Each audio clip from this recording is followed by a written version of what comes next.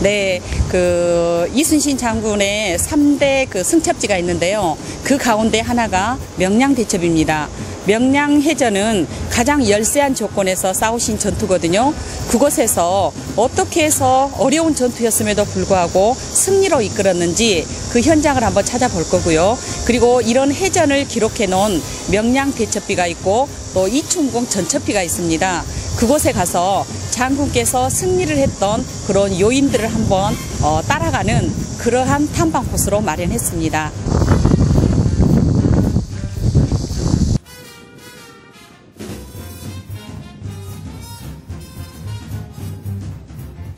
명량해전을 갖다가 아주 장황하게 정확하게 이 비문에다 새기고 있습니다. 그래서 이 비를 이제 숙종 때 이 비를 이제 새겨서 만들었는데 이 비의 자리가 원래 이 자리예요.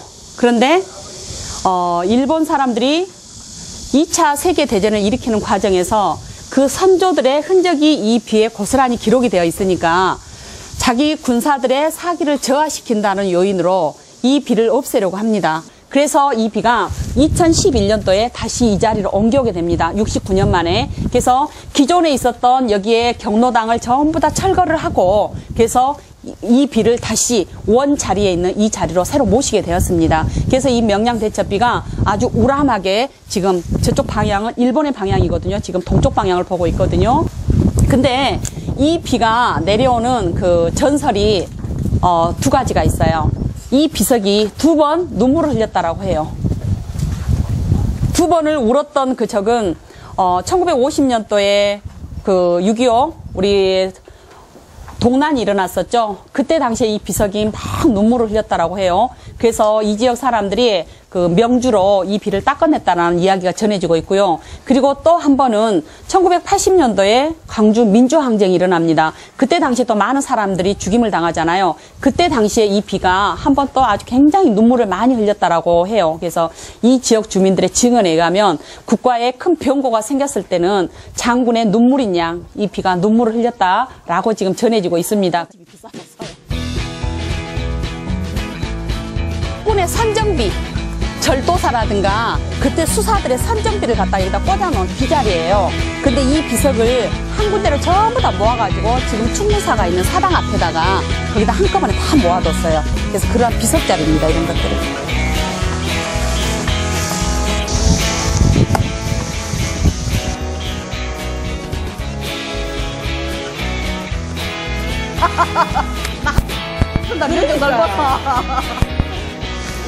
지금 우리가 시간 아주 잘 맞춰서 왔어요. 예. 지금 현재 여러분께서 지금 보고 계시는 방향의 건너편은 진도다고 그랬죠. 지금 물이 흘러가고 있는 방향은 썰물입니다. 지금 이 해협이 지금 1.6km의 이 해협이 명량해협이라는 곳. 그래서 물이 돌면서 이렇게 물이 내려가면서 돌면서 운다고 그래서 울돌목이라고도 얘기를 합니다. 일본 애들은 해남의 땅끝 마을 어람포를 통해서 이쪽 방향에서 이렇게 진격을 해오고 있고요. 우리 13척의 배는 바로 진도대교 저 밑에 보면 이순신장군 동상이 하나 보이죠. 그 동상 앞에 바다에다가 13척의 일자진을 형성을 하게 되는 것이죠. 서서히 밀물이거나 썰물일 때는 물이 서서히 이렇게 흘러가다가 이제 계속 물이 점차적으로 빨라져요. 그리고 계속 빠르기를 하다가 다시 점차적으로 약하게 흐르다가 물이 다 빠져나갔다라고 될 즈음에 30분 동안 물이 아무 흐름도 없이 정조가 된 겁니다.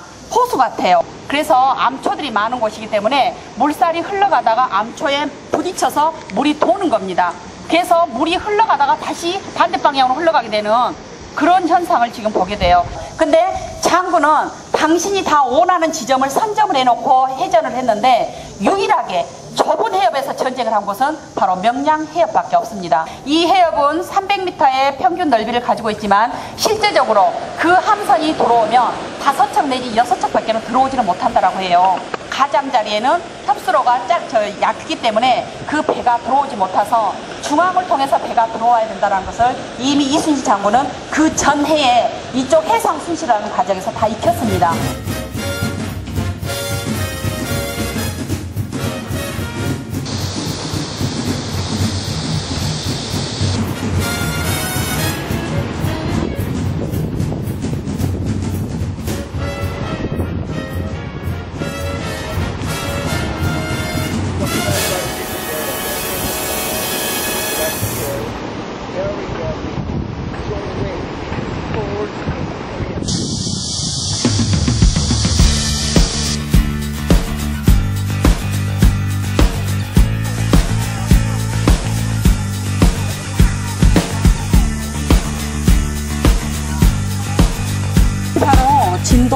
고군면에 위치하고 있는 벽파진인데, 자, 이곳이 이제 진도 벽파진인데요. 이 비는 이충무공 전첩비입니다.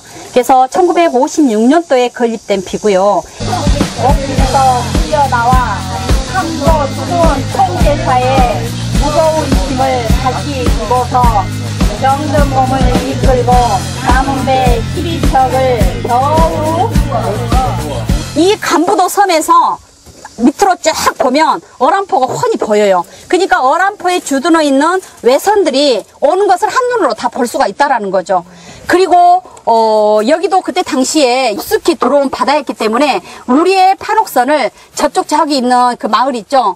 저기가 지금 연동이라는 마을인데 그 일대에다가 판옥선을 갖다 접안을 해놓고 있으면 왜군들이 저쪽에서 넘어올 때는 우리 배가 잘 보이지를 않잖아요. 그러니까 굉장히 안전하게 우리 배를 숨길 수 있었던 요새였어요, 저기가. 그러면 이고장, 시작, 이고장.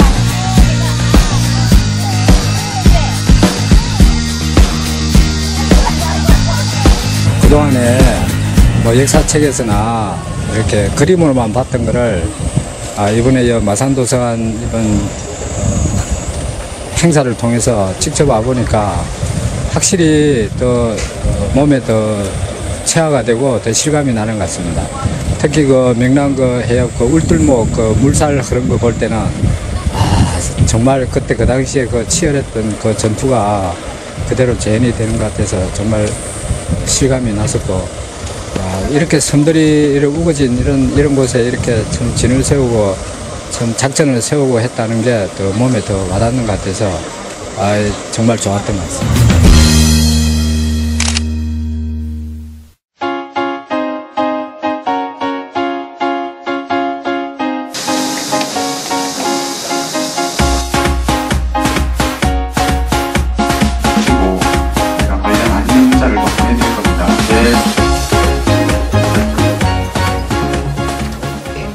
지금 현재 21세기에 가장 시대가 요구하는 인물이 바로 이순신 장군이 아닌가 싶어요. 그래서 이순신 장군의 어떤 정신, 그리고 이제 명량 대첩은 가장 고독한 전쟁이라고 저는 표현을 하고 싶어요. 왜냐하면 가장 열세한 조건이었거든요.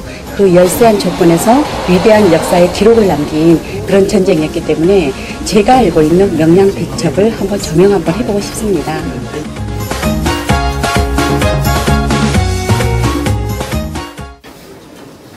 방금 소개받은 이연숙이라고 합니다. 여러분 만나뵙게 돼서 반갑습니다. 지금 현재 우리는 21세기를 살고 있는데 16세기에 활동했던 이순신 장군을 왜 지금 불러서 또 이순신을 이야기를 하려 하는가 우리가 궁금하잖아요. 그런 부분들. 그러면 인문학 강의에서 가장 인기 모델로 떠오르는 분이 바로 이순신 장군이십니다. 그러면 곧 이 시대가 요구하는 인물이 바로 장군이라는 거예요. 필사즉생, 필생즉사, 일부당령, 족부청부라고 하셨습니다. 이건 병법에 나온 얘기거든요. 그래서 이순신 장군의 많은 어록들이 남겨져 있죠. 정말 명언 같은 정말 그런 굉장히 지금 현재 우리에게 주는 메시지가 강한 어록들을 많이 남기셨지만 가장 열세한 전투가 바로 명량해전이었어요. 그래서 명량해전에서는 굉장히 조선 수군에게 있어서나 일본군에 있어서나 두려움의 전투였었습니다.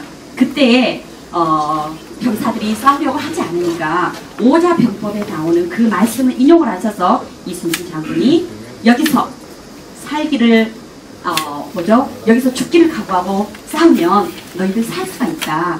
한 명이 이 길목을 지키면 1000명도 두려워할 수 있다라는 이 말씀으로 당근과 채찍을 동시에 주면서 그 해협을 지켜낸 게 바로 명량 해협이고 명량 대첩입니다. 그래서 이제 이순신과 명량 대첩을 어떻게 장군이 이끌어 나가셨는지 그런 부분들을 얘기를 나누고자 합니다.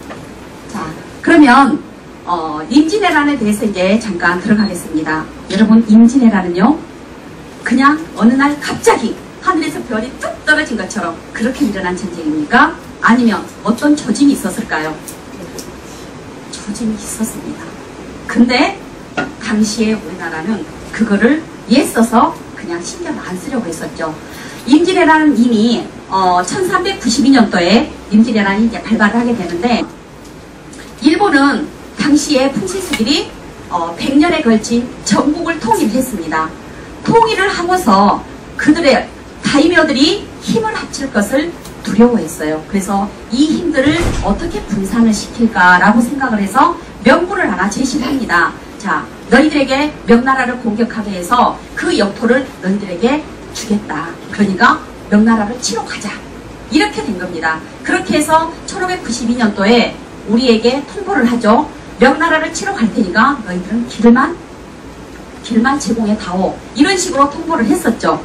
근데 당시에 보고서의 내용이 다르기 때문에 그것 또한 선조는 전쟁 준비를 하진 않았었어요. 그래서 그 통보된 내용을 명나라에 갖다 얘기를 합니다. 근데 명나라 입장에서도 너희들 일본하고 어떻게 짝짝꿍 해가지고 이거 거짓 정부 아니야? 명나라도 그거에 대해서 크게 생각하지 않았던 그 시대예요. 지금의 그 시대는 지금 현재 이러한 일본은 전국 통일을 이루고서 야망을 꿈피고 지금 현재 조선을 건너려는 시점이었었고, 조선은 붕당 정치에 영향이 없었습니다. 붕이 뭡니까? 덕분자를 쓰잖아요. 지금도 똑같습니다. 지금의 우리 정치 세계도 똑같습니다. 한 개인이라든가 그 집단이 그냥 자기의 주장만을 강조한다면 문제가 되지만, 학문적으로 뜻을 같이 하고 정치적으로 뜻을 같이 한 사람들끼리 좋은 생각을 이끌어낸다라고 한다면 붕당 정치는 굉장히 괜찮은 거예요. 그렇지만 그러한 정치가 편파적이기 때문에 문제가 된다라는 거죠. 그래서 그때 당시에 조선이라는 나라는 동인과 서인의 대립을 이루고 있었던 굉장히 어려운 시기였었고, 그래서 국방력은 아주 저조할 수밖에 없어요.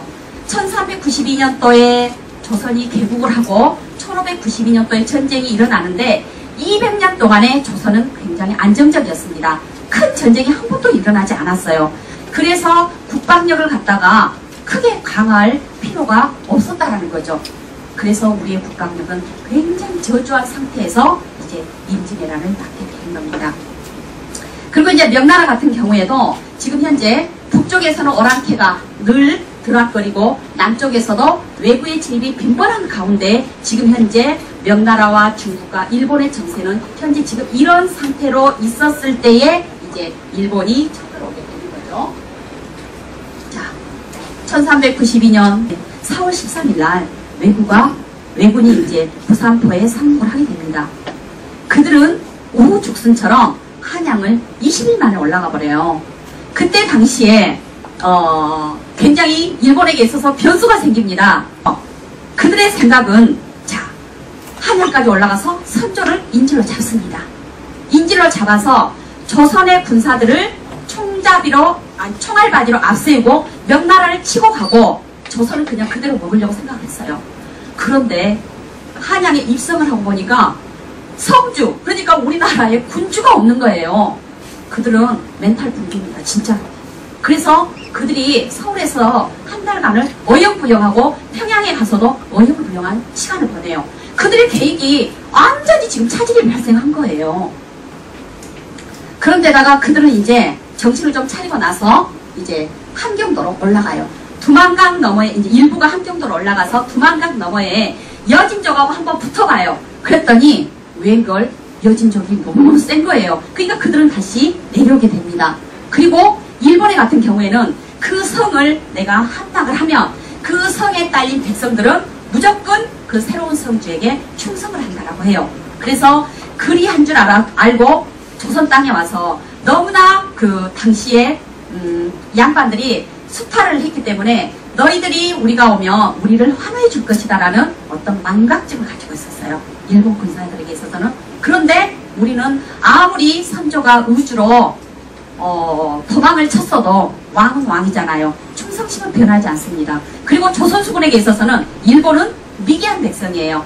문화도 모르는 미개한 백성이라고 그때 당시에 우리 조선의 민초들도 알고 있었기 때문에 걔네들을 크게 받아들이지 않습니다. 그래서 일본이 또 한 번 멘탈리티를 당합니다. 그리고 이제 수군을 굉장히 과소평가를 했어요. 일본은요 100년 동안의 전쟁을 치르면서 굉장히 육군의 힘이 강합니다. 그런데 수군은 조금 약해요. 국내 전쟁이었었기 때문에. 그래서 이 조선도 수군을 별로다고 생각을 하고 수군은 약보게 되는 거죠. 그래서 육지를 갔다가 승승장구하면서 가죠. 그래서 선조가 신립장군에게 저기 판금대 쪽으로 보내잖아요. 근데 거기에서 관군인 신립장군이 완패를 당해버립니다. 그러니까 일본에게 있어서는 엄청난 또 거기에서 상승 효과가 발생하게 되는 거죠. 그렇지만 수군을 갖다가 조금은 얕잡아 봤다라는 거죠. 그리고 그들에게 있어서 명나라가 지원군이 그렇게 빨리 올 줄을 계산을 못했다는 겁니다. 명나라에게 구원 요청을 합니다. 명나라가 빨리 그거를 접수하고서 바로 내려옵니다. 이호송의 군대가 바로 내려옵니다. 왜냐? 그들은 조선 땅에서 전쟁을 하기를 원했어요. 명분 없는 전쟁에 자기 나라에서 쳐들어와서 자기 나라에서 전쟁하기를 원하지 않았어요. 그래서 여동반도는 굉장히 넓지 않습니까? 여동반도에서 전쟁을 만약에 그들하고 딱 맞닥뜨려서 하게 되면 자기들한테 불리할 수도 있기 때문에 조선이라는 지형은 산지가 많잖아요. 그래서 산지형이기 때문에 조선에서 전투를 하는 것은 어쩌면 이길 수도 있다라는 그런 전제하에 그들이 빠르게 대처를 해서 조선으로 들어오게 됩니다. 그래서 조선 땅이 이제 전쟁터가 되는 거겠죠. 그래서 이러한 사실들을 일본이 간과를 했기 때문에 임진왜란 초반부터 약간의 어떤 그 불리한 조건으로 이제 전투를 시작을 하게 됩니다. 그 전쟁의 특징을 보게 된다면 우리나라는 완전히 땅이 땅도 아니게 돼버렸죠. 율곡 선생께서 전쟁이 일어나기 10년 전에 10만 양병설을 주장을 했잖아요. 그런데 민폐를 야기시키고 지금 주변이 평화로운데 무슨 국방력에다가 예산을 낭비를 해야 그건 말도 안 된다. 그래서 10만 양병설을 무시를 했습니다. 그래서 국방력은 그대로 저조한 상태로 유지할 수밖에 없었죠. 그런데 율곡상소에 거기에 보게 되면 율곡 선생이 어떻게 써놨냐면 200년 된 나라에 2년 먹을 쌀이 없다.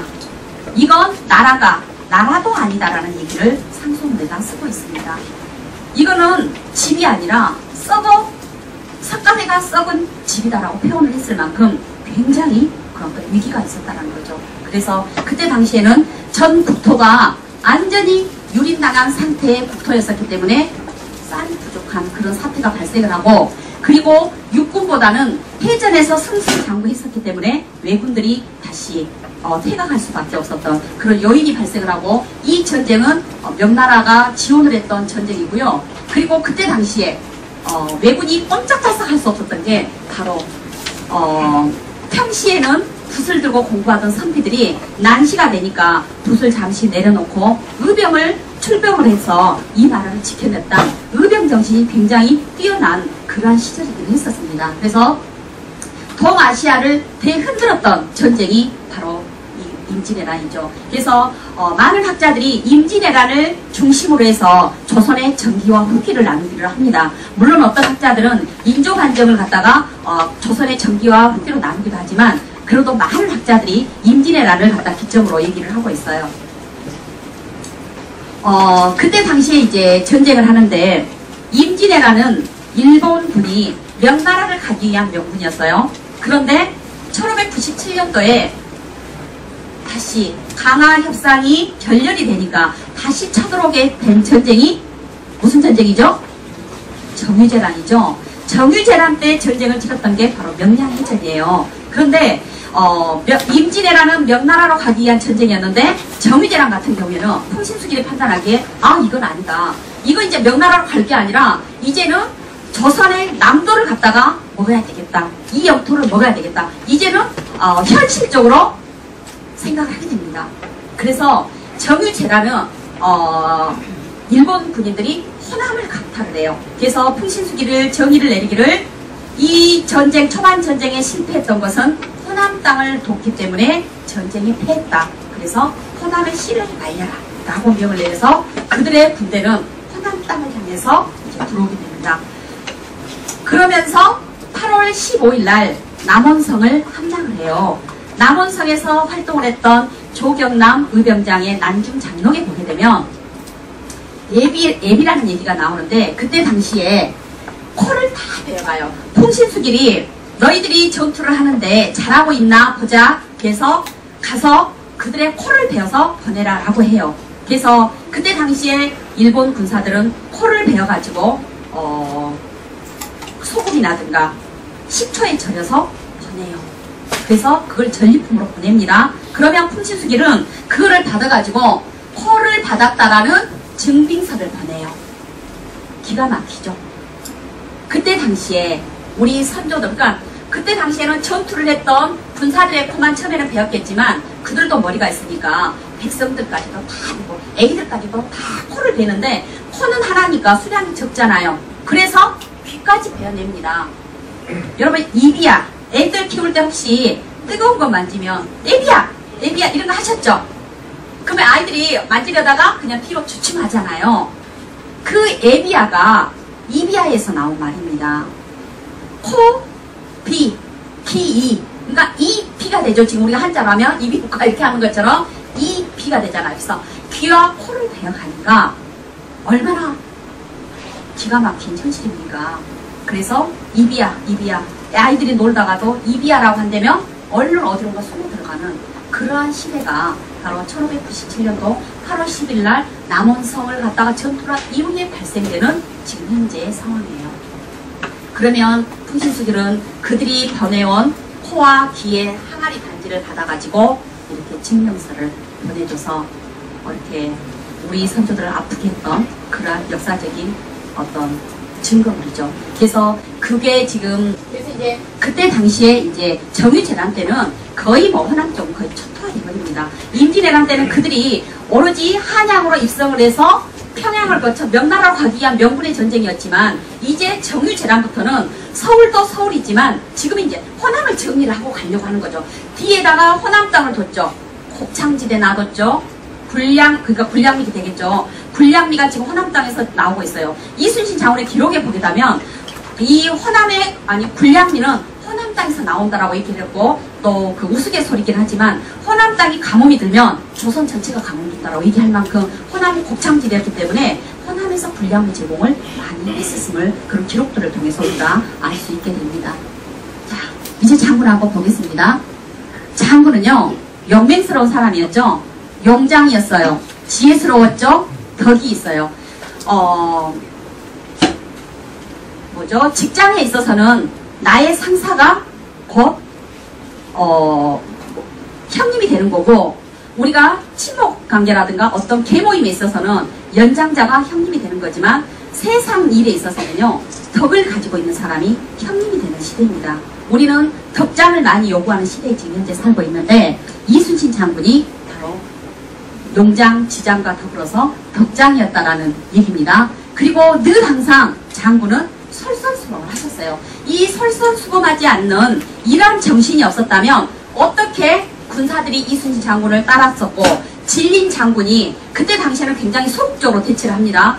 명나라 지역부들 와가지고 명나라의 군사들이 우리 그 수군들을 갖다가 정말 너무나 하위 취급을 하고 싸우려고도 하지 않아요. 왜냐하면 그들은 명분이 없는 전투에 적극적으로 가담하지 않으려고 하죠. 그렇지만 이순신 장군은 우리 땅에서 우리 백성들이 지금 고통을 당하고 있기 때문에 이순신 장군은 적극적으로 싸울 수밖에 없어요. 그런데 명나라 군사들이 너무너무 자기를 힘을 들게 하니까 이순신 장군이 진린 제독이 맨 처음에 7월 16일 날 1598년 7월 16일 날 완도 고금도가 그때 당시 이제 영이 되겠죠. 통제사 영이 되겠죠. 근데 거기에 와서 별로 싸우려고 하지 않는 그런 소극적 자세를 취할 때 저리도 일전이 발생합니다. 그러니까 거기에서 이제 왜군들의 머리를 걷어가지고 진린에게 줘요. 그러면서 이순신 장군이 장군께서 여기 온 지 얼마 되지 않았는데 이거를 왕에게 바친다면 얼마나 기쁜 일이겠습니까? 자기의 수급을 갖다가 그쪽 명나라 군사한테 주는 거죠. 그러니까 진린의 마음이 조금 열어졌어요. 그리고 명나라의 군사들이 계속 이렇게 지금 현재 우리 수군들을 힘들게 하니까 우리 수군의 진영을 보따리를 딱 싸버리고 배로 올려버립니다. 배에다가 다 올려가지고 떠날 준비를 합니다.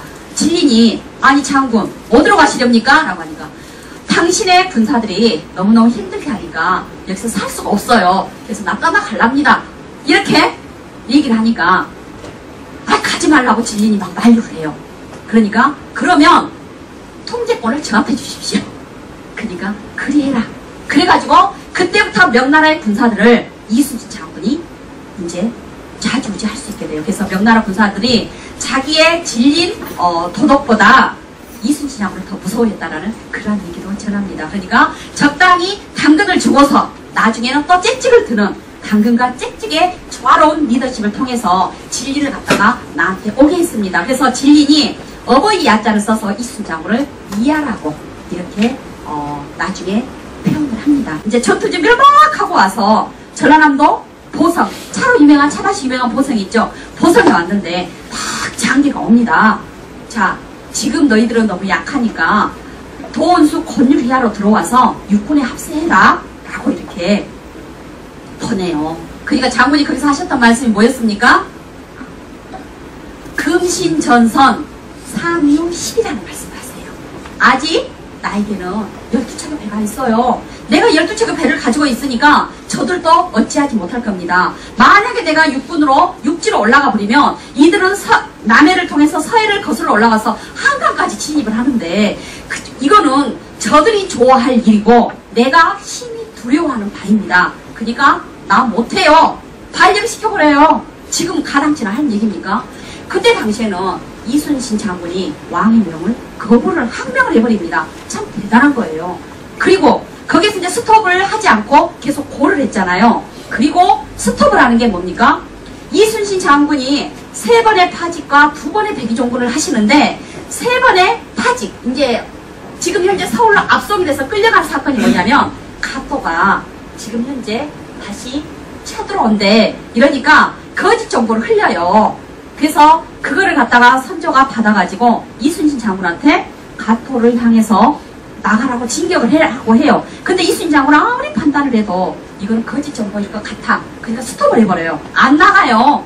그러니까 거절했잖아요. 그래서 내 명을 거절했다. 너 이리 와라. 죽여버리겠다. 이게 되는 거죠. 그러니까 선조는요. 외적인 일본 군사들과도 싸웠지만 내적으로는 이순신 장군과도 싸운 거예요.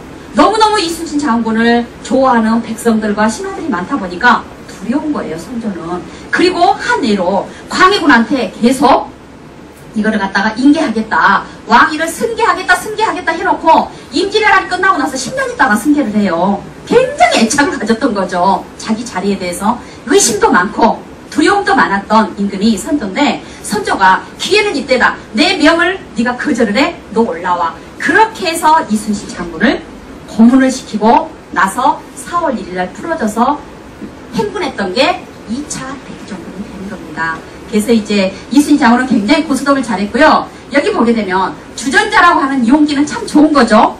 물도 담기도 하고 술도 담기도 하고 또 어떤 메시덱을 담아서 주전자에다 부어서 다른 병으로 이렇게 옮기는 그런 역할을 하는 굉장히 좋은 활용적인 용기인데 여기에 주라는 것은 뭐가 되겠습니까? 장군의 주체성을 얘기를 합니다. 그리고 전문성을 얘기를 하고요. 자신감을 얘기를 합니다. 이러한 주체성, 전문감, 자신감이 합쳐져서 이순신 장군이라는 프로를 만들어낸 겁니다. 자, 여기까지 하고요. 여러분 잠시 쉬어서 11시에 다시 시작하는 걸로 하겠습니다. 울돌목이라고 얘기를 해요. 그래서 물이 흘러가면서 돌면서 운다고 해서 울돌목이다라는 이런 이름을 가지고 있는데 거기는 이제 그 바다는 이제 병목구간이에요. 이순신 장군은 이제 그때 당시에 전투가 이제 칼, 활, 이제 일본에게 있어서는 조총, 기마 이런 식의 전투였었어요. 그런 패러다임을 어떻게 바꿉니까? 화약으로 바꿔요. 그래서 우리의 판옥선은 일본의 안택선이라든가 새끼부대보다는 훨씬 더 우수했고 그리고 화약 기술도 이미 고려 말 때부터 우리 선각자들에 의해서 계속 기술이 개발되고 이래서 그리고 이순신 장군이 또 개발하고 그 군관에 의해서 개발을 하고 이런 과정에서 이제 굉장히 혁신적인 전투로 이제 바꿔지는 그런 시대가 또한 명량에서 이제 모든 것을 이제 실험하는 그런 계기도 되는 거죠. 물론 그 이전에부터 사용을 했고요. 자, 이순신 장군이 이제 명량에 와서 불과 44일 만에 이제 명량으로 들어오시게 돼요. 이순신 장군이 일대 통제사를 하시게 되고 이제 방금 전에 제가 얘기했던 것처럼 모함을 받아서 서울로 압송을 했잖아요. 그러니까 2대 통제사가 바로 원균이 되는 겁니다. 그리고 다시 원균이 칠천량해전에서 완패를 해버리니까 다시 공석인 자리를 이순신 장군에게 3대 수공통제사로 재임명을 하게 되죠. 그런데 그 8월 3일 날 임명을 하고 교지가 내려오니까 진주에서 그 교지를 받습니다. 8월 3일 날 받아가지고 명량까지 오는 시간이 44일 걸렸어요. 그렇게 해서 이제 명량해전을 치르게 되는데, 그때 당시에 저는 그러한 것을 보면서 장군은 얼마나 고독했을까. 장군도 사람인데, 정말 인간다운 사람인데 두렵지 않겠어요? 그 많은 군함을 만들어 놨는데 전부 다 이제 없어져 버리고 겨우 지금 13척밖에 남지 않는 그런 상황에서 이순신 장군은 330여 척을 맞아서 싸워야 하는 그런 시점에서 장군도 인간인데 두렵지 않았겠어요? 그러니까 영화 내용에도 이런 내용이 나옵니다. 아버지 두렵지 않습니까? 라고 해요. 그러니까 아버지도. 그러면서 어떻게 싸우시려고 합니까? 그때 당시에 휘하의 군관들은 이 싸움은 불가합니다. 이거는 전투를 할 수 없는 상황이에요. 이렇게 얘기를 하거든요. 영화 속에서. 그러면서 아들이 아버지한테 이 싸움을 어떻게 이 두려움을 없애려고 하십니까? 라고 하니까 아버지가 이 두려움을 용기로만 바꿀 수만 있다면 이렇게 얘기해요. 자, 이순신 장군이 7월 16일 날 칠천량에서 완패를 당한 패장병들과 흩어졌던 군관들과 함께 새로운 수군을 재정비를 해서 명량해전에서 이제 전투를 하게 되는데, 칠천량에서 그 패전을 목도했던, 눈으로 직접 확인했던 도망친 탈영병들이 과연 전투를 할 사기가 있었을까요? 의욕이 있었을까요? 없어요. 우리도 그렇겠어요. 만약에 어떤 교통사고를 목격을 했어요. 나중에 운전하려면 두려움이 있는 것처럼 그때 당시에 우리의 수군들은 굉장히 두려움을 가지고 있었어요. 이순신 장군이 한없이 인자한 사람은 아니었었어요. 장군의 기록에 보게 되면 형법을 갖다가 엄수히 이렇게 집행하는 그런 과정이 나오는데 약 30회 정도 목도 칩니다. 참수를 합니다. 그러면 그 참수를 하는 대상이 어떤 사람이겠습니까? 바로 탈영을 했거나 아니면 복식을 가지고 도망을 쳤거나 거짓 소문을 퍼뜨려서 이 지금 현재 부대 내에 민심을 갖다가 이렇게 교란시키는 사람들, 이런 사람들은 가차없이 목을 쳤었어요. 왜 그렇겠습니까? 지금 현재 전시 상황에서 영이 서지를 않겠잖아요. 이러한 어떤 군법으로 다스리지 않으면 이 군사들을 갖다가 관리를 할 수 없으니까 이런 부분에 있어서는 엄격하게 군법에 의해서 형을 집행을 하는 게 바로 기록에 나타나게 돼요. 그래서 장군은 싸우려고 하지 않는 군사들에게 이제 연설을 하게 되죠. 연설의 힘이 얼마나 강한지 몰라요. 장군은요, 연설의 달인입니다. 우리가 이순신 장군을 기록의 달인이라고 얘기를 합니다. 그래서 이순신 장군 같은 경우에도 자기 개인사의 기록이 난중일기입니다. 그러나 개인사의 기록이 조선의 역사를 이루게 했던 기록이기도 했어요. 그래서 이순신 장군이 연전연승을 해서 훌륭한 장군이기도 하지만 난중일기라는 그런 책을 통해서 장군이 다시 재조명되고 그러한 시대상을 알 수 있기 때문에 오늘날의 이순신 장군이 우리와 함께하고 있는 겁니다. 만약에 그러한 기록들이 없다면 장군은 어떻게 폭발하겠어요? 그래서 장군은 우리가 기록의 달인이다라고 얘기를 합니다. 그런데 연설의 달인이기도 했었어요. 내가 가지고 있는 콘텐츠를 갖다가 강하게 어필을 하면 먹혀들잖아요.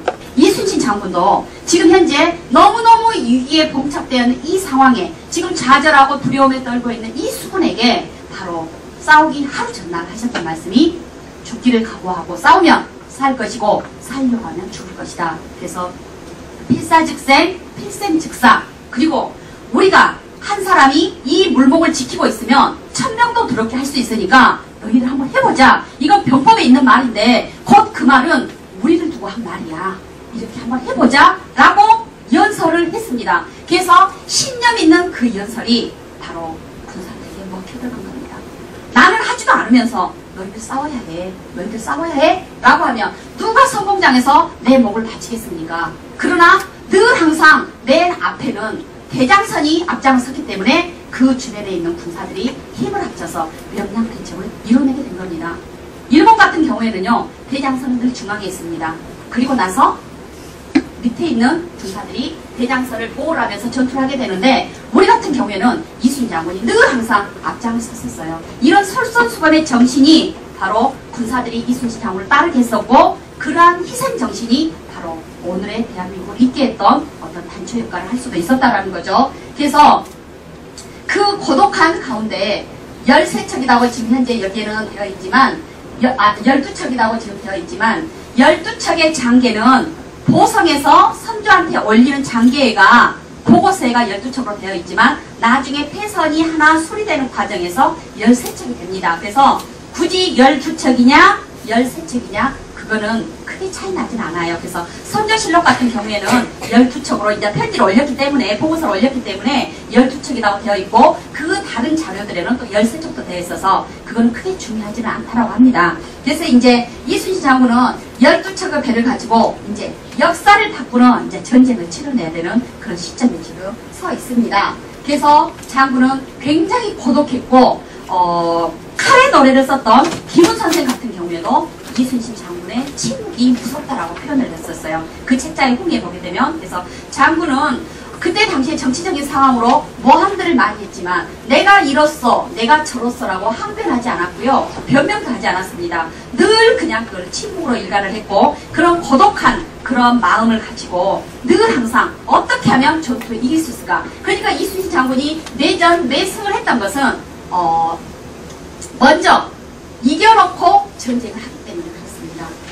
항상 장군은 내가 전쟁을 치를 장소를 먼저 선정을 해요.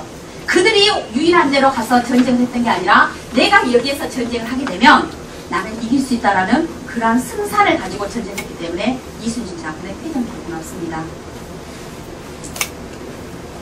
자, 이게 이제 지금 현재 명량으로 이제 들어오는 이제 과정인데 지금 여기가 이제 경상남도 이제 하동 정도가 되겠죠. 이제 진주에서 선조수군 통제사를 임명을 받은 교지를 받으세요. 그리고 이제 하동 화계장터를 통해서 구례를 통해 들어옵니다. 이순신 장군이 현재 곤율장군 휘하에서 대기종군을 하는 과정이었어요. 그러면서 거기에서 교지를 받았는데 왜 이순신 장군은 경상남도에서 군사를 모으지 않고 그리고 이미 배설이라는 그때 당시에 경상우수사가 탈령을 하는 그 과정에서 8척의 배를 가지고 왔다고 8구척의 배를 가지고 왔다고 이미 보고를 받았음에도 불구하고 그 배를 경상도에서 접수하지 않고 굳이 전라도 땅을 선택했을까? 바로 수군을 재건하기 위함이었습니다. 이순신 장군은 1592년도에 전라 자수사로 활동을 하면서 이미 전라도와 인맥이 형성이 되어 있었고 전라도의 지리에 너무너무나 해박하게 알고 있었어요. 그래서 수군을 재건할 수 있는 것은 바로 전남 호남 땅이다 라고 해서 이순신 장군은 교지를 바꿔서 구례를 통해서 곡성으로 해서 순천으로 해서 보성까지 오시게 됩니다. 이 과정이 수군을 재건하는 과정이 불과 보름밖에 되질 않아요. 이순신 장군이 진주에서 출발할 때는 내 옆에 15명 있었습니다. 군관과 수군이 합이 15명을 이끌고서 전남 땅으로 들어와서 이 곡성, 구례와 곡성을 거치는 과정에서 그 지역 유지들을 만나고 흩어졌던 군관들과 백성들을 만나는 과정에서 군사가 형성이 돼요. 그리고 군기구도 그러니까 무기도 이제 거기에서 전부 다 이제 얻게 되는 거죠. 그리고 군량비까지 보성에 와서 딱 이제 다 구성이 되는 겁니다. 그러니까 이제 전투를 할 수 있는 이제 전열이 구성이 되는 거예요. 이 보름 동안에. 세상에 보름 동안에 전쟁을 할 수 있는 게 구성이 됐다는 것은 얼마나 발빠른 행보입니까? 그래서 많은 사람들의 도움으로 인해서 전쟁을 이제 할 수 있었던 전열이 구성이 돼요. 그래서 이제 배설한테 가지고 있는 배를 가지고 오라고 콜을 해요. 그래서 보성에서 배를 띄우겠다고 배설 대령한테 배를 가지고 오라 하는데 안 가지고 와요. 배설이 안 가지고 와요. 어떻게 보면 배설은 7천량 해전에서 지금 현재 탈령을 했잖아요. 그리고 원군도 나와가지고 육지로 도망하는 과정에서 죽잖아요. 그런 탈령을 한 사람이 통제사가 부르는데도 오지를 않아요. 그죠? 그래서 얼마나 실망을 했겠어요, 장군이. 그래서 배를 여기다 가지고 오면 여기서 이제 군사를 갖다가 다 태워서 이제 이 전장터 이제 어느 바다에서 싸우면 좋을까라고 생각하고 이제 와야 되는데 배를 가지고 오지 않으니까 얼마나 기가 막혀요. 그래서 그때 당시에 군관들한테 다른 배를 가지고 와라. 그래서 이제 향선이라고 하죠. 주변에 있는 그 배들. 그래서 이제 포작선이라고 얘기를 하는데, 그런 100여 척의 배들이 명량해전을 할 때에 뒤에서 서포터 역할을 합니다. 군선처럼 이장을 해서. 그래서 13척의 배지만 일본에게 있어서는 뒤에 100여 척이 보이니까 일단 위압감을 느끼잖아요. 그때 당시의 전쟁은 정보전이었어요. 지금 전쟁도 정보전이지만 그때 당시에 우리도 계속 일본의 상황을, 지금 현재 군사 상태 상황을 첩보를 통해서 이순신 장군이 듣고서 계속 회의를 진행하고, 일본 역시나 가만히 있었겠어요? 우리 정보를 계속 알려고 하죠. 그래서 일본 같은 경우에도 13척이라고 하는데 뒤에 보니까 까맣게 100여 척이 뒤에 포진하고 있는 거예요. 그러면 일단은 거기에서 두려움이 생기잖아요. 그래서 어떻게 보면 그런 두려움과 두려움전의 전쟁이 바로 명량해전이기도 했는데, 일단 장군은 오지 않으니까 그 주변에 있는 배들을 가지고 여기에 장흥 해령포라는 곳으로 옵니다. 장흥 해령포에서 이제 군사들이 다 이제 정비가 됐잖아요. 그래서 거기에서 이제 선조로부터 받았던 교지에 이제 숙배를 하게 되는 거예요. 절을 하게 되죠. 그때도 배설은요, 배는 거기다 갖다 주고 그 숙배에다 모두 다 인사를 예를 취하는데 안 해요. 배설은 안 해요. 그리고 나서 배설은요, 항상 불만이 좀 많았어요. 그래가지고 진도 벽파진이 와가지고 내가 배 아프니까 육지로 좀 올라가서 좀 쉬어야 되겠다. 그러니까 이순신 장군이 그러면 가서 좀 쉬다 오라고 했는데 도망을 쳐요. 거기서 육지에 내려가서. 그래가지고 자기 고향인 선산까지 도망을 합니다. 그래서 거기에서 창수를 당해요. 결국은 배설이라는 사람이. 그래서 이제 여기에서부터 이제 그 배를 이제 접수를 해가지고 이제 해남에 이제 장흥에서 강진을 통해서, 해남의 이진을 통해서, 땅끝마을을 통해서, 어란진을 통해서 진도 벽파진 그리고 우수용까지 들어오는 이 과정이 수군을 재건하면서 전쟁을 준비하는 루트가 되겠습니다. 자, 이게 상황도를 한번 보시게요. 이제 이게 장흥 해령포라는 곳에서 8월 18일에 이제 출발을 해서 완도 고금도를 통해서 이렇게 와요. 그래서 이제 8월 20일 날 여기에가 장군이 한 3일간을 머무세요. 이 3일간을 머무시는데 그때 당시에 고문을 받아가지고 후유증이 많으세요. 그리고 이순신 장군은 늘 항상 연습이에요. 항상 군사들을 보면 연습을 시키고 또 연습을 시키고, 이러한 과정에 반복된 학습을 통해서 실전에 임했을 때는 정말로 잘할 수 있게끔 늘 항상 반복적인 연습을 하게 하는 거죠. 그래서 장군은 너무너무 이 바다에서 해전을 또 연습하는 과정에서 힘이 들어서 병이 나버리게 된 겁니다. 그래서 토사광난, 막 배멀미에다가 막 토하고 하니까 여기에서 3일 정도를 머무시다가 땅끝마을을 통해서 어란포에 있어요. 그랬는데 어떻게 보면 이순신 장군이 오는 과정이 골든타임이었어요. 그래서 이 간부도라는 섬이 있어요. 벽파진 앞에. 이 간부도에서 이쪽 바다를 내려다보면 어란포까지 다 조망할 수가 있어요. 그러니까 외부들이 들어오는 것을 한눈에 알 수 있는 그러한 섬이기 때문에 그때 당시에 여기에 우리의 정탐꾼들을 또 여기다 보내서 오나 안 오나 이제 보게 했던 그런 역할을 했던 곳이 바로 이 간부도라는 섬이고, 지금 이 해협이 넓은 바다의 물이 갑자기 이 해협으로 쏟아 들어가니까 한강에서 홍수가 나면 차가 떠내려가잖아요. 그러한 속도가 하루에 4번씩 일어나는 그러한 곳입니다. 이곳이. 자, 장군이 이제 이곳에서 승리를 거두죠. 어찌됐든지 간에 위대한 전쟁을 치러냅니다. 이 전쟁은 이순신 장군의 리더십이 아주 총망라한 전쟁이에요. 장군은 늘 항상 내가 싸울 곳을 먼저 선점을 하고 전투를 했어요. 물론 여기도 하루 전날 이곳 울돌목을 이순신 장군이 선점을 했지만 굉장히 불리한 전쟁이었어요. 폐잔병을 이끌고서 정말 흩어졌던 병사들을 모아서 치러진 전쟁이니까 얼마나 오합지졸이었겠습니까? 그 짧은 시간 안에 이 전쟁을 치러내야 했을 때는 장군의 리더십이 총망라될 수밖에 없는 가장 불리한 전쟁이었다는 거죠. 그런데 정말 중요한 것은 우리의 하드웨어가 굉장히 우수했죠. 우리의 팔옥선은 녹나무라든가 소나무를 이용합니다. 그러니까 그런 나무들은 파괴력이 굉장히 강해요. 근데 우리 배는 우리 연해안의 어떤 지형을 따서 평평한 평저역, U자형으로 만들어졌기 때문에 우리 배는 360도로 편이 굉장히 가능했습니다. 그리고 우리 배가 높이가 높아요. 일본의 주특기는 등선술이에요. 등선 백병술이라고 그래서 배에 올라서 배 안에서 싸움을 하는 그런 게 주특기라고 한다면 우리는 그런 것보다는 활을 통해서 화포를 통해서 전투를 했던 게 우리의 주특기가 되는 거죠. 그래서 화록선이라든가 화포의 기술이 그들보다 우수했던 그런 하드웨어가 충분했었고 그런 하드웨어를 가지고 바로 이순신의 어떤 능력 정말 탁월한 리더십을 통해서 승리할 수 있었던 요인이 됐습니다. 그리고 이제 장군은 굉장히 병법구사를 다양하게 했어요.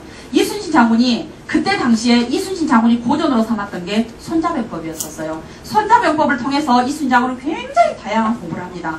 지금의 우리가 고전으로 삼는 게 난중일기 끝이 그때 당시에 이순신 장군은 바로 손자병법을 통해서 많은 그런 어떤 병법을 익혀서 그런 것을 아주 유효적절하게 잘 이용을 했습니다. 그리고 제가 조금 전에 말씀드렸지만 정보전이 굉장히 그때 당시에 한산도 대첩은 목동에 의해서 목동이 막 보고를 하잖아요. 소를 키워야 되는데 외부들이 막 오니까 내 소를 보호해야 되잖아요. 그러니까 빨리 가서 보고를 합니다. 그렇게 해서 그런 보고를 통해서 또한 뭐 일반 백성들, 어민들 굉장히 그런 정보를 갖다가 무시하지 않고 잘 이렇게 믹스를 해서 잘 적용을 시켰음을 알 수가 있고 그리고 중요했던 것은 그때 당시에 호남 백성들의 참여도가 굉장히 컸었습니다. 그래서 희생도 굉장히 많았었겠죠. 그러나 이러한 것들이 승리 요인이 됐지만 결국은 효를 근본으로 했던 그런 민족이었기 때문에 바로 이 땅을 지키려고 했던 그런 어떤 요인으로 작용하지 않았겠느냐라고 보고 있는 겁니다. 자, 이순신의 병법을 보게 되면 제가 벽파진에 대해서 조금 전에 말씀드렸듯이 명량을 등지고 싸울 수가 없는 상황이에요. 우리가 후퇴를 하게 되면 해오리 바다로 들어가 버리는데 그때는 이제 승리를 보장할 수가 없죠. 그리고 이순신 장군은 하기진 전법처럼 한산도 대첩에서 싸웠을 때는 바다가 넓은 것이었고 우리의 함선과 군사들이 많았기 때문에 가능했지만 실제로 이곳에서는 우리의 군선이 13척밖에 되지를 않는데 어떻게 하깃진 날개를 펼 것이며 어떻게 장사진 병법을 이용을 하겠습니까? 할 수가 없어요. 어떤 병법을 적용시킬 수가 없어요. 대려 넓은 바다에서 그들에게 당할 위기가 있었기 때문에 그들을 좁은 목으로 유인을 해협을 합니다. 그래서 그 유인책에 의해서 그들은 해협으로 들어오게 되고 그 해협에서 바로 이순신 장군은 이렇게 축소를 하는데 성공을 합니다. 어라포에 330척이 들어왔죠. 엄청나죠 지금. 그 다음에 명량으로 들어왔을 때는 13대 133척으로 축소화됐죠. 그리고 정작 해전을 할 때는 이들의 133척이 해협으로 다 들어올 수가 없어요. 그 넓이가 평균 300m밖에 되질 않습니다. 그리고 수심이 정중앙에는 20m 정도가 되지만 양옆의 가장자리에는 2m 정도밖에 되질 않아요. 암초들이 많기 때문에 협수로에는 배가 다닐 수가 없어요. 그들이 100척이 아니라 1000척이 없다 해도 그들은 차곡차곡 차례대로 들어와야 되는 그 상황이 바로 해협이에요. 그러니까 그 해협에서는 13대 31척으로 또 축소가 되는 겁니다. 가장 쉬운 예를 들어줄게요. 외나무 병법. 외나무 다리가 있죠. 지금 저는 여러분들과 함께 싸우려고 한다면 저 여러분들 다 이기지 못해요. 그러나 외나무 다리를 여기다 올려놓고 싸우려고 하면 여러분들은 한 부대이지만 들어올 수 있는 사람은 한 사람밖에 없잖아요. 외나무 다리 올라갈 수 있는 사람은. 그러면 저는 여러분 한 사람과 싸우게 되는 겁니다. 여러분 전체와 싸우는 게 아니라. 그렇기 때문에 저는 어느 정도의 승산이 있어요. 그러한 위기의 상황을 바로 해협으로 끌어들이는 겁니다. 우리가 드라마를 통해서 23전승이라고 많이 얘기를 해요. 그래서 막 주장들이 연구하는 사람들에 의해서 굉장히 막 지금 현재 나눠집니다. 뭐 이렇게 17승, 26승, 뭐 23전승. 그래서 드라마 불멸의 이순신 드라마라는 있었어요. 2000 몇 년도죠. 그때에 드라마가 거기에서 23전, 23승이다라고 드라마에서 굉장히 우리 국민들의 머리에 각인을 시켜버렸습니다. 그러니까 지금의 우리 국민들은 23전 승으로 지금 많이 생각을 하세요. 물론 이제 그런 것은 역사자마다 기록자마다 기록을 달리하기 때문에 이제 뭐 굉장히 다양한 의견들이 나오긴 하지만 2012년도에 이순신 연구소던가요? 거기에서 이제 정론을 발표했는데 자 한번 보세요. 임진왜란의 횟수는 49회로 정의를 하고 있었습니다. 그리고 이순신 장군이 참가한 것은 45회입니다. 그러면 이순신 장군은 3번의 파직을 당하고 2번의 백의종군을 했어요. 이순신 장군이 54세에 돌아가셨는데 실제적으로 공직에 계셨던 시간은 약 22년이 됩니다. 그러면 이순신 장군은 맨 먼저 첫 발령을 어디로 나간 줄 아세요? 동구 저기 함경도 경계에 육군으로 나갔어요. 그러면 이순신 장군은 육군일까요? 그러면 7년 동안의 해전을 리더를 했기 때문에 해군일까요? 그때 당시의 병과는요, 수군, 육군 그게 없었어요. 행정까지도 다 같이 다룹니다. 그러니까 이렇게 사람들이 착각을 할 때 해전에서 승리를 하니까 장군이 마치 해군인 양 말씀을 하시는데 실제적으로 그때 당시에는 뭐 수군, 육군 그런 게 없었어요. 육군에서도 종사하고 수군에서도 종사하셨고 22년 동안의 공직 생활에 약 11년은 육군에 계셨고 나머지의 11년은 해군에 계셨습니다. 그러나 이제 3번의 파직과 2번의 백의종군을 통해서 이제 실제적으로 이제 육군에 종사한 시간은 약 시간으로 이렇게 계산해 보면 한 9년여 정도 이렇게 그 종사를 하셨더라고요. 그래서 이제 이순신 장군이 2차 백의종군을 하는 과정에 나머지의 4번은 원균 장군이 전투를 했겠죠. 그래서 이제 이순신 장군이 참전한 해전이 45회인데 40승을 했습니다.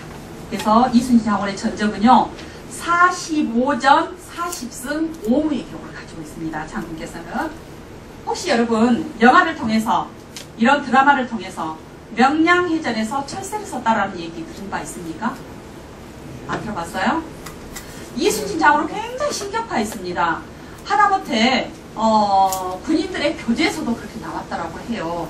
이순신 장군이 13척의 배를 가지고 133척을 맞아서 싸워서 승리를 하니까 이 승리를 어떻게 적이 내리지를 못한 거예요. 정말 신이 아니라면 할 수 없는 거잖아요. 그렇다고 해서 막 굉장히 막 기록들이 많이 있는 것도 아니고 그래서 이순신 장군은 굉장히 신격화하는 과정에서 철새설이 등장을 하게 된 겁니다.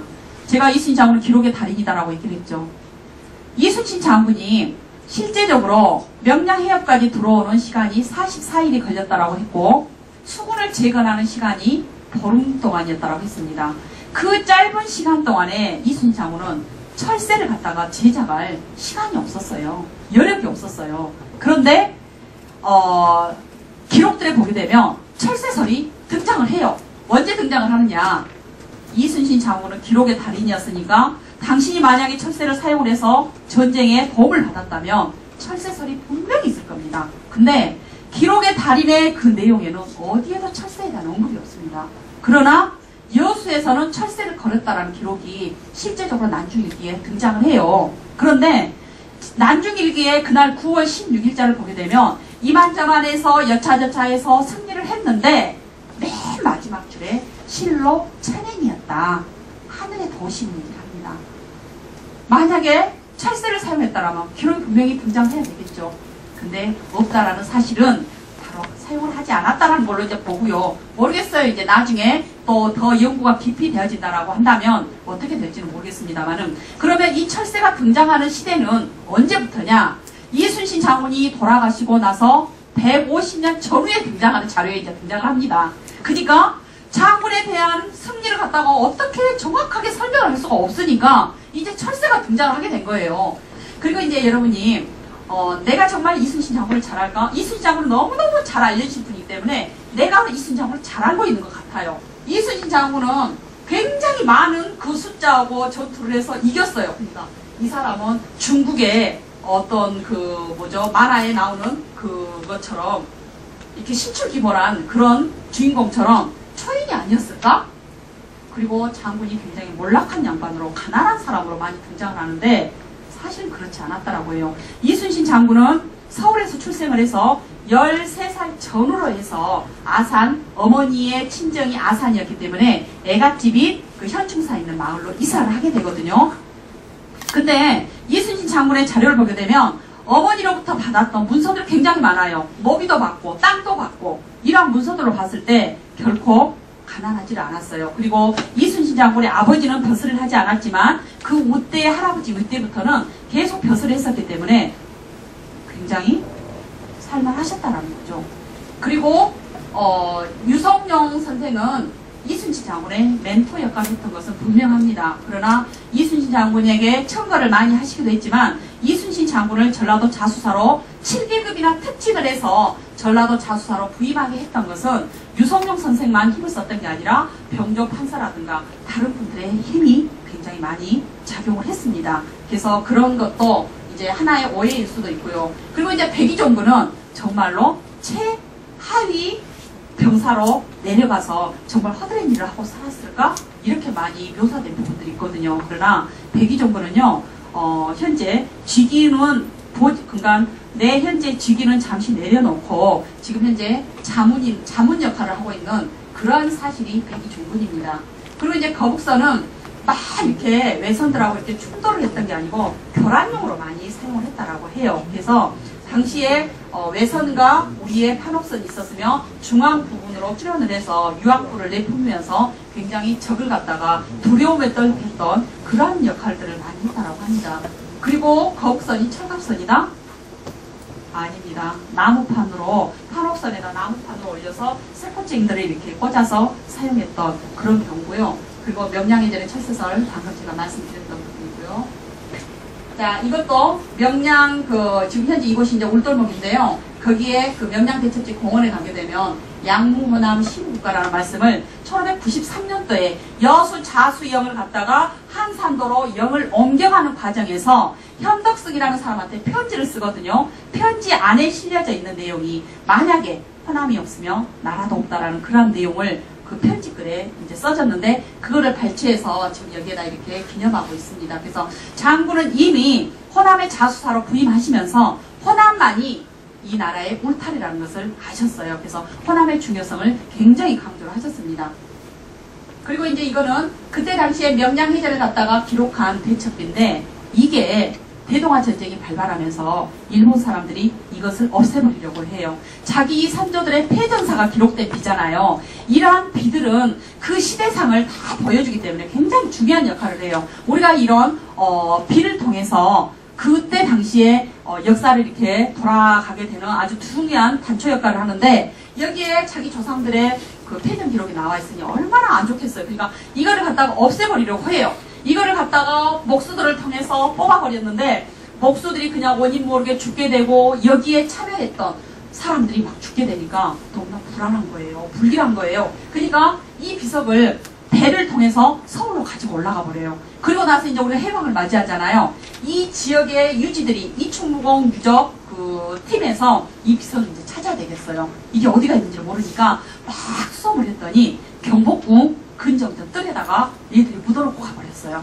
그래서 이제 그걸 찾아냈습니다. 이거를 미 군정의 힘을 얻어서 서울역으로 오게 해서 서울역에서 기차를 타고 목포로 와서 목포에서 배를 태워서 무수령으로 왔습니다. 그래서 명량대첩비가 원래 이 자리가 있었는데 그 얘가 이제 서울로 올라가는 동안에 이 비석이 없어지니까 여기가 동네 경로당처럼 집이 생겨버리니까 정작 이 비석이 다시 이 자리에 돌아왔을 때는 이 자리를 못 가게 되는 거예요. 그러니까 지금의 총무사라는 그 사당에다가 이 비를 탁본을 해가지고 이 탁본을 팔아서 기금을 마련해서 총무사라는 곳에 이 비를 다시 건립했는데 이제 뜻있는 사람들에서 다시 원자리로 옮겨야 되지 않겠느냐 이렇게 해서 2년 전에 바로 원래 있었던 자리에 경로당을 다 철거하고 이 자리로 다시 들어왔습니다. 그래서 이 비석이 지금 바라보는 방향이 일본을 바라보고 있는 방향이라고도 합니다. 이렇게 어선들을 갖다가 위장을 해요. 판옥선과 외군선으로 외선으로 위장을 해서 실제적으로 전투를 해요. 이러한 모습 이렇게 그 화포를 쏘면서 굉장히 리얼하게 해전을 하는데요. 지금 현재 지금도 여기도 저 물노을이 있지만 썰물이 딱 빠지고 나면 30분 정도 물이 호수처럼 가만히 있어요. 신기하죠? 밀물이 또 물이 들어와서 다 이렇게 차면 30분 동안 또 가만히 호수처럼 있어요. 그거를 이제 물이 움직이지 않는다고 해서 정정현상이라고 하는데 그때는요 바다가 아니라 호수 같아요. 그 30분 동안에 이 해전을 치러냅니다. 그리고 이순신 장군은 굉장히 커뮤니케이터였어요. 요즘의 소셜 네트워크처럼 그때 당시에 16세기에 커뮤니케이터에서 대표적으로 보시면 장군의 일기에는 굉장히 이야기했다는 것이 많이 납니다. 소통의 귀재예요. 아무리 지금 현재 너와 나의 관계가 불만족스럽지만 이야기를 통해서 서로를 이해하게 되는 것처럼 장군은 굉장히 백성들과 휘하에 있는 군관들과 수병들과 이야기하는 것을 즐겨하셨습니다. 그래서 장군은 종일토록 군사 일을 이야기하였다, 의논했다, 또 종일 이야기했다, 함께 모여서 이야기를 하였다. 이러한 상태로 이야기를 하다 보니 전쟁 때에 서로 소통할 수 있었던 그런 힘이 만들어지게 된 겁니다. 이제 마무리할 시간이 되었죠. 장군은요, 우리가 굉장히 위대하다고 합니다. 위대한 장군에게 있어서 그분의 정신이 무엇일까? 한번 알아보고 마치도록 하겠습니다. 장군은 굉장히 전문성을 가지고 일을 했어요. 우리가 어느 분야든지 간에 내 브랜드 가치를 올리려면 내가 그 전문성을 가지고 도전을 해야 됩니다. 어죽전하게 해가지고는 전문가가 될 수 없던 것처럼 이순신 장군은 굉장히 병법의 전문가였고, 그리고 그런 병법을 통해서 리더십을 발휘했기 때문에 내전, 내승을 했던 것처럼 장군은 전문성이 있었고요. 그리고 이 싸움을 왜 싸워야 하는가, 왜 이 전투를 해야 되는가, 그런 가치의식이 뚜렷했었습니다. 그리고 그러한 고결한 인품이 바로 이순신 장군을 나오게 했습니다. 여러분, 토려정신이라고 있는데 전해진 이야기가 그 부대가 굉장히 지금 현재 전투를 하고 있으니까 임금님이 술 한 동이를 선물을 해요. 그런데 거기에 부대의 리더는 그 휘하에 있는 장교급들하고만 이 술을 먹어도 되는데, 그러면 그 현재 전투에 임하고 있는 병사들한테는 이 술이 돌아가지 못하잖아요. 그러니까 그 리더는 이 술 한 동이를 어떻게 했겠습니까? 옆에 있는 식용물에다 다 붓습니다. 그리고 나서 물에가 술이 섞여져 있는데 그 물속으로 병사들을 전부 다 뛰어들게 합니다. 곧 그것은 무엇입니까? 나눔의 정신이에요. 내가 이 술 한 동이를 나와 몇몇 사람들만 그거를 취했다면 병사들이 내 목숨을 불사하지 않고 전투에 임하겠습니까? 아니죠. 비록 이게 물인지 술인지는 알 수는 없지만 이 물을 갖다가, 이 술을 갖다가 우리 장군이 우리와 함께 마시려고 하는 이 나눔의 정신, 상생을 하려고 했던 이 정신을 갖다가 병사들은 높이 받들어서 전투에 임하게 되는 겁니다. 바로 이순신 장군은 그러한 토의 정신이 굉장히 있었다는 사실입니다. 그래서 백성들과 함께 웃고 먹고 마시고 그러한 과정에서 병사들과 백성들의 존경과 사랑을 받을 수가 있었습니다. 자, 이제 끝났습니다. 경상남도의 최고의 차사는 바로 오늘 마산도서관에서 운영하고 있는 인문학 강의에 참여하신 여러분들이 경상남도의 바로 희망이라고 봅니다. 여러분 감사합니다.